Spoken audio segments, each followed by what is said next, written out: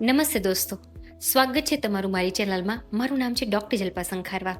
હું એક fertility specialist છું અને આજે આપણે વાત કરવા જઈ રહ્યા છીએ મોસ્ટ ઇમ્પોર્ટન્ટ ટોપિક, પ્રીનેટલ વાઇટામિન્સ. મેં મારા ઇન્સ્ટાગ્રામના ઓફિશિયલ પેજ ઉપર ઘણા બધા વિડીયોઝ પોસ્ટ કરેલા છે કે પ્રીનેટલ વાઇટામિન્સ કયા કયા લેવા જોઈએ, પણ આજના વિડીયોમાં થોડું આપણે ડિટેલમાં ડિસ્કસ કરીશું કે પ્રીનેટલ વાઇટામિન્સ કયા કયા લેવા જોઈએ અને ક્યારે લેવા જોઈએ. તો સૌપ્રથમ મારું હોટ ફેવરિટ ફોલિક એસિડ. ઘણા બધા કપલ્સને પ્રશ્ન હોય છે કે ફોલિક એસિડ પ્રેગ્નન્સી પ્લાન કરતાં પહેલાં કયા ટાઈમે લેવું જોઈએ કે કેટલું અગાઉ લેવું જોઈએ. તો તમે ફોલિક એસિડ 400થી 600 માઇક્રોગ્રામનો ડોઝ લઈ શકો છો દિવસમાં એક વખત. આ જમ્યાના પછી મતલબ કે લંચ પછી પણ લઈ શકો છો અને બ્રેકફાસ્ટ પછી પણ લઈ શકો છો. પ્રેગ્નન્સી પ્લાન કરતાં પહેલાં 3 મહિના પહેલાં લેવી જોઈએ. ફોલિક એસિડનો ડોઝ છે એ તમે સવારે નાસ્તા પછી કે બપોરે લંચ પછી દિવસમાં એક વખત લઈ શકો છો. પ્રાયર 3 મહિના અગાઉ જ્યારે પણ કોઈ પણ કપલ પ્રેગ્નન્સી પ્લાન કરે છે એ પહેલાં લેવી જોઈએ.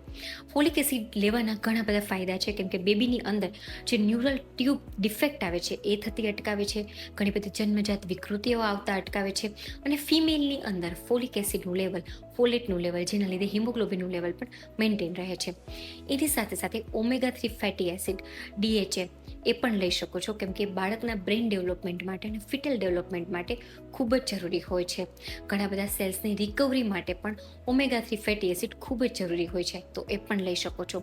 એની સાથે સાથે વિટામિન ડી પણ લઈ શકો છો. વિટામિન ડી આજકાલ માર્કેટમાં 60,000 યુનિટવાળી ઇઝીલી મળી જાય છે, જે once in a week husband અને વાઇફ બંને લેવાની હોય છે. એ પણ તમે લઈ શકો છો, જેના લીધે તમારી અંદર વિટામિન ડીની ડેફિશિયન્સી હોય તો એ પણ ઇમ્પ્રૂવ થાય છે, જેના લીધે શુક્રકોષ અને અંડકોષની ક્વોલિટીમાં પણ ઘણો બધો ફરક પડે છે. એની સંખ્યા અને ગુણવત્તામાં પણ ઘણો બધો ફરક પડે છે. એની સાથે સાથે તમે આયોડિન પણ લઈ શકો છો. આયોડિન છે થાઇરોઇડ ફંક્શન ટેસ્ટ, મતલબ કે જે આપણે થાઇરોઇડ ફંક્શન ટેસ્ટ કરાવીએ છીએ, થાઇરોઇડના ફંક્શન છે એને મેન્ટેન કરે છે. એની સાથે સાથે તમે વિટામિન એ લઈ શકો છો, વિટામિન સી લઈ શકો છો. મલ્ટીવાઇટામિન, મલ્ટી મિનરલ, એન્ટીઓક્સિડન્ટ્સ બધા જ તમે લઈ શકો છો, જેના લીધે બાળકની અંદર ઘણી બધી વિકૃતિઓ આવતા અટકે છે અને આપણા બોડીની અંદર એ બધી વસ્તુઓની ઉણપ હોય તો એ પણ સુધારી શકાય છે. ઘણા બધા લોકો પૂછતા હોય છે કે ફોલિક એસિડ લેવા કમ્પલસરી છે. From my side it is compulsory કે ફોલિક એસિડ તમે લો. બહુ જ સારું રહેશે કે તમે ફોલિક એસિડ લીધા પછી પ્રેગ્નન્સી પ્લાન કરો, જેના લીધે મિસકેરેજના ચાન્સીસ પણ ઘટી શકે છે. અને ઘણી વખત એવું થાય છે કે ફોલિક એસિડની માત્રા રહેવાના લીધે બાળક પણ એકદમ હેલ્ધી રહે છે, બાળકનું વજન ને બધું પ્રોપર રહે છે.